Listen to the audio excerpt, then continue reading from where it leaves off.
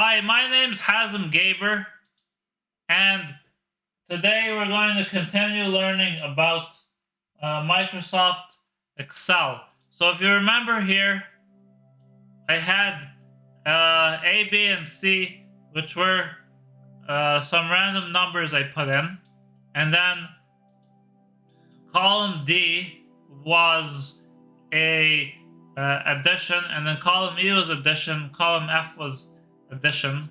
So what I'm going to do is I'm going to cut this out and I'm going to move it so that it makes more sense here, and I'm going to go numbers 1, numbers 2, numbers 3, numbers 1 plus 2, numbers 1 plus 2 plus 3, numbers 1 to 5. So I'm going to make some headings here so that we have some idea of what we're doing here, and then we're going to call this data 1, data 2, data 3. So check it out. Excel is really smart. If I want to call this data or whatever, I can. I've created a pattern here. So if I have this is called data 1, and I can drag it down, it'll automatically increment my number. So if I go here, I'm gonna call this total, and I'm just gonna bold this line. Now, the reason I did this is so it's a little bit easier to read, and we're gonna have some a little bit more formatting. We're gonna learn formatting later, but the important thing is, let's say I wanted to copy some data from one column or one cell to another. How did I do that? What did I do? What I did was I highlighted the portion of data that I wanted to copy, and then I pressed Ctrl+C on my keyboard. So Ctrl+C is copy. If you don't want to use Ctrl+C, you can go up here to the ribbon and you can choose copy. And then you'll see that there's a zigzag dashed line around the data that you've copied. And then if you go somewhere else, you can paste the data. So if I can press the word button paste, and my data is pasted. It's still on the clipboard though. I can also paste by right clicking and choosing paste formula. Now paste is a very powerful tool here, and the reason I say that, as soon as you press, first of all, I'm gonna undo that, but the paste menu is extremely powerful in Excel, and the reason is, remember that some of my cells contain raw data and some contain numbers. I mean formulas. So if I choose to copy this table, basically, it's not technically a table, but if I choose to copy this and I right click, let's say I'm going to paste this here. Now you can see 6 options. So if I hover my mouse over an option, Excel will preview what the data is going to look like. And there's 6 options. So the first option is just paste. So when you choose paste, Excel will paste the data exactly like you copied it. So that means formulas show up. But the thing is, the formulas get transposed. And what I mean by that is, so if we look here, numbers 1 plus 2, actually, it should be worth noting, Excel does not resize the columns to fit the data when you paste. So you gotta do that yourself manually. But now if we take a look here, so if we look at column E2, the formula is B2 plus C2. So if we go to the corresponding column on M, it's not E2, it's not B2 plus C2 anymore. It's J2 plus K2. So Excel incremented the formula to adjust for the data. So now this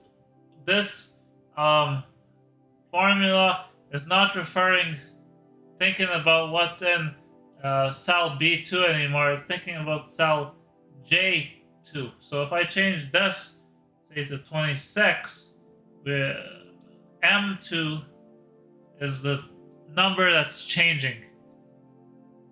That's very important to know. So, with that in mind, now let's say we're going to choose our next option here. So let's say I want to paste, I have another choice which is paste values. So if I'm copying the data, I can choose paste values and paste. So Excel will copy paste the actual number shown in the cell, and it won't copy the formula. So now in this case, I've got 513 here in F2, and now I've got an N2. But I can change the number in the cell, and it won't change the total because there's no more formula here. I just have data, and sometimes that's helpful if we have raw data that we just want to move, and we don't want to move the underlying formula. The third option is just copy formulas, which is basically the same as the regular paste. But now we've copied our formulas as well as our data. So that's the same as a regular paste though. And then our fourth option is transpose. And what transpose does is it flips the X and Y axes. So in this case, we've got our columns become rows and our rows become columns.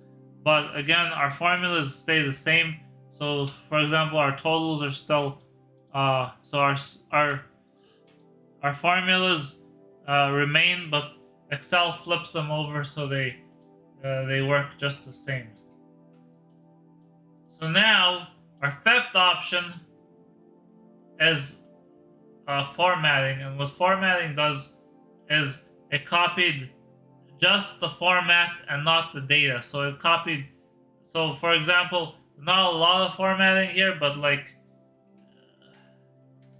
if you look, I've got some of our cells have bold, so it's copied the boldness. If I had different fonts or highlighting or whatever, or alignment, those would also copy as well. If I got the number formatting, which we've talked about extensively, that will also copy over. But the actual values formulas do not copy over. So if we undo that, we're going to look at the last option. So now, let's say the last option is called a link. And what that does is it doesn't copy data, but it turns the entire thing that you copied into a formula. So whatever happens in one field happens in the other field. So if you look here in the numbers column, J2, so J2 is now a formula. But it's every cell is a formula, but it's a very basic formula, which is equals and then the cell that it was copied from. So whatever happens in B2 will automatically update to J2. Whatever happens in B3 will update to J3. Whatever happens in B4 ends up in J4. And that's one of the most basic Excel formulas, which is you can type equals and then another cell. So if I go equals D19, boom, whatever happens in a D19 now shows up in this cell as well. So if I change a number here to say 6, that changes the sum here, and that changes the sum here. And you'll notice that whenever we update something in one cell, it will automatically recalculate all the formulas in our entire spreadsheet. That's a very powerful thing to have. The other thing you'll notice is this equals sign works for text. So if I change this to data for 1, for example, it'll update right here, data for 1. And what we should know also, sometimes the formatting's off. So in the case of A1, which is an empty cell, I1 equals A1, but now I1 just has 0 in it, which is a little bit weird. But so if we want to fix that, we'd have to go format cells. Not much we can do. We can change it to text, but the only way is really just delete it. Or there's additional formatting we can do. If you have any questions, please post a comment and we'll answer it in the next video. Thank you.